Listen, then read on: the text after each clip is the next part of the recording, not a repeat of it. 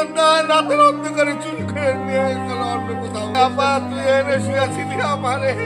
মাদারপুরবাসীর কাছে অনুরোধ করছি যে আমার মায়ের কবরটা যদি সেই সেম জায়গায় ফিরাই নিয়ে আসে এবং তার দৃষ্টান্তমূলক শাস্তি চাচ্ছি আমি যে। মায়ের শেষ ইচ্ছে ছিল নিজ বাড়ির আঙিনায় হবে শেষ ঠিকানা। সেই ওসিয়ত অনুযায়ী 16 বছর আগে মাদারীপুর শহরের বাগেরপাড় এলাকায় বড় ছেলে টুটুল খানের কেনা জমিতে দাফন করা হয়েছিল মা সুফিয়া বেগমকে। কিন্তু জমির লোভে সে মায়ের কবর ও নিরাপদ রইল না পাষণ্ড সন্তানের কাছে। অভিযোগ উঠেছে ছোট ছেলে মুকুল গত 6 নভেম্বর গভীর রাতে কাউকে কিছু না জানিয়ে গোপনে মায়ের কবর খুঁড়ে দেহাবশেষ তুলে নিয়ে যান। ধর্মীয় কোনো রীতিনীতি না মেনেই সেই দেহাবশেষ বস্তাবন্দি করে পুঁতে রাখা হয় মাদারীপুর পৌর কবরস্থানে। কাপড় ছিল? কাপড় না, কাপড় ছিল। আপনি এখানে দিয়েছেন কিভাবে? এনে দিয়েছি আমরা কাপড় দিয়া। আনছেন কিভাবে? বস্তায় করিয়া? বস্তায় করিয়া। ঘটনাটি জানাজানি হয় যখন নিহতের মেয়ে কবর জিয়ারত করতে এসে দেখেন কবরটি খোঁড়া। পরে স্বজনরা পৌর কবরস্থানে গোরখোদকদের সহায়তায় দেহাবশেষের সন্ধান পান। বস্তাবন্দি করে চুরি করে নিয়ে হরাইয়া ও এখন আমরা আত্মস্বজন আমার বোনের কবরের কাছে আইছি, আমার বোনরা বাইরে আইছি। আর পরে ও ঘরে তালা দিয়া পলাইছে আর বউ বাচ্চা দিয়ে। ওরে এখন কোনো খোঁজ খবর পাওয়া যায় না, মোবাইল বন্ধ, সবকিছু বন্ধ। জানা যায় প্রবাসী বড় ভাই টুটুলের কষ্টার্জিত টাকায় কেনা 12% জমি ছোট ভাই মুকুলকে সমান ভাগে লিখে দিয়েছিলেন। সেই ভাগে জমিতে মায়ের কবর পড়ায় জমির পূর্ণ দখল পেতেই মুকুল এমন অমানবিক কাণ্ড ঘটিয়েছেন। মুঠোফোনে কান্না জড়িত কণ্ঠে বড় ভাই টুটুল বলেন, প্রয়োজনে ছোট ভাইকে সব সম্পত্তি দিয়ে দিতাম, তবুও আমার মাকে এভাবে বস্তাবন্দি করে সরাতে দিতাম না। এই জায়গা টুটুল খান কিনে দিয়ে ওরে 1000 টাকা দিয়ে কিনে দিয়ে, ও তখন ছোট, ওর নাম ভাগ দিছে। আজকে সেই মায়ের কবর ওসিয়ত করে গেছে ওর মায় যে তোমার পাশে রাখতো, আর সেই কবর কারোর সাথে না জেগে রাতের মধ্যে করে বস্তাবন্দি করে চুরি করিয়া খবর সরায়। ওর এই জায়গা খালি পড়ে আছে, এখনো টুটুলের ঘরে থাকে। হ্যাঁ, আমরা এই করার পরে কারোর সাথে আলোচনা না করে এই কাম করছে। এখন আমরা থানায় যাব এবং কমপ্লেন করব এবং যে আইনি যে ব্যবস্থা সে ব্যবস্থা নেব। স্বজনরা জানান, সুফিয়া বেগম অত্যন্ত পর্দাশীল ও ধার্মিক ছিলেন। আত্মীয় স্বজনদের না জানিয়ে এভাবে কবর স্থানান্তর ধর্মীয় দৃষ্টিতে চরম অপরাধ। এ ঘটনায় মাদারীপুর সদর মডেল থানার অভিযুক্ত মুকুলের বিরুদ্ধে অভিযোগ দায়ের করা হয়েছে। একই সাথে তদন্ত ছাড়া দেহাবশেষ দাফনের অনুমতি দেওয়ায় পৌর কবরস্থান কর্তৃপক্ষের বিরুদ্ধেও কঠোর ব্যবস্থা নেওয়ার দাবি জানিয়েছেন ক্ষুদ্র এলাকাবাসী। আসসালামু আলাইকুম, আমি মোহাম্মদ টুটুল খান, দুবাই প্রবাসী।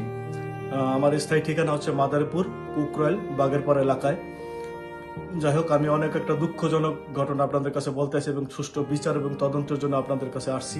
সেটা হলো মাদারীপুরবাসীর কাছে আমি বিচার চাই যে আমি 2002 সালে মাদারীপুরে কুকরাইলে একটা জায়গা খরিদ করি। সেইখানে আমার ছোট ভাই ছোট থাকা অবস্থায় তাকে আমি এটার অংশীদারিত্ব করি।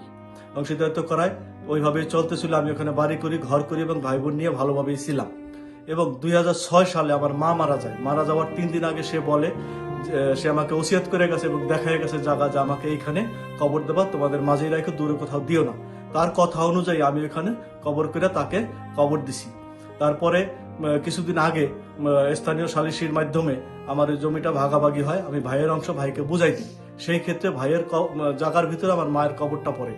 তখন আমি তাকে জিজ্ঞেস করেছিলাম, কবর কি করবা, কবর কি টুটুল নেবে না মুকুল নেবে? তখন আমি বলছিলাম যে কবরের যদি যে জায়গাটা, সেই জায়গাটা আমি তোমাকে দিয়ে দিই। কিন্তু সে বলছে না, প্রয়োজন নাই। এই কথা বলার পরে সে রাতের অন্ধকারে আজকে 19 বছর পরে আমার মায়ের সেই লাশ, সেই কবর ভাঙ্গা রাত্রে উঠাইয়া চুরি করিয়া কোথায় স্থানান্তর করছে সেটা আমি জানি না। এবং সে আমার সাথে সে কোনো আলোচনা বা কোনো কিছু করে নাই। সে এইভাবেই রাত্রে চুরি করিয়া এটাই করছে। তাই মাদারীপুরবাসীর কাছে আমার অনুরোধ, আমার মায়ের কবর আমার জায়গায় আমার ফিরিয়ে দিতে চাই। আমি আমার মায়ের কবরটা আল্লাহর রাস্তায় আপনাদের কাছে আমি বিচার দিলাম এবং প্রশাসনের কাছে। মাদারীপুরের অনেকেই আমাকে চেনে। আল্লাহর রাস্তায় আপনাদের কাছে আমি বিচার দিচ্ছি। মাদারীপুর প্রশাসন এবং মাদারীপুরবাসীর কাছে আমি বিচার দিচ্ছি যে আমার এই কবরটা, আমার মায়ের সেই কবরটা, আমার মা তো পরহেজগার ছিল, কাদের নিয়ে এই কবরটা সরাই ফেলাইছে আমি জানি না। আমার সাথে আলোচনা করলেও আমি করতে পারতাম কিভাবে সেই কবরটা চুরি করে রাত্রে সরাই ফেলাইলো। আপনাদের কাছে একটা অনুরোধ, সেটার সঠিক বিচার এবং এই কবর আমি সেই সঠিক জায়গায় ফিরে আনতে চাই। আমি আমার মেজ বোন 15-16 বছর আগে মারা যায় এবং মৃত্যুর সময় আমি তার কাছে ছিলাম। তখন আমাকে বলছিল যে আমি মারা গেলে এই জায়গার এক পাশে আমাকে একটু রাখিস। এখানে রাতের অন্ধকারে চুরি করে আনি এখানে কবর দিছে আমার ভাগনা, ছোট ভাগনা মুকুল সাপ অন্য পর পুরুষ নিয়া রাতের অন্ধকারে কবর খুঁজতে নিয়ে আসে। বাইদিবে প্রসঙ্গে শোনার পরে আমরা সকলে যাই দেখি ঘটনা সত্য, যার কারণে এখানে আমরা ভাই বোন, তার যে ভাই বোন এক মার্কেটের ভাই বোন ছিলাম, সবাই আমরা ওখানে গেছি। কান্নার রোল পড়ে যায়, সবাই কান্নাকাটি করে যায়, কি করছে আমরা জানলাম না। কারোর সাথে আমাদের সাথে, তার বড় সাথে আলোচনা না করে রাতের অন্ধকারে চুরি করে সে কবর স্থানান্তর করছে কবরস্থানে। এই আমাদের সবার দাবি এবং টুটুল খানের দাবি যে এইখানের থেকে সে জায়গায় মতন তার বড় ছেলের জায়গায় সে তার ওসিয়ত অনুপাতে সামাজিক এবং হুজুর মৌলানা আলোচনা সাপেক্ষে আমরা সবাই আবার সেই টুটুল খানের বিল্ডিংয়ের কোণা তার ভাগে আমরা কবর দিতে ইচ্ছুক। এটাই আপনাদের কাছে দাবি এবং প্রশাসনের কাছে আমাদের এটা দাবি।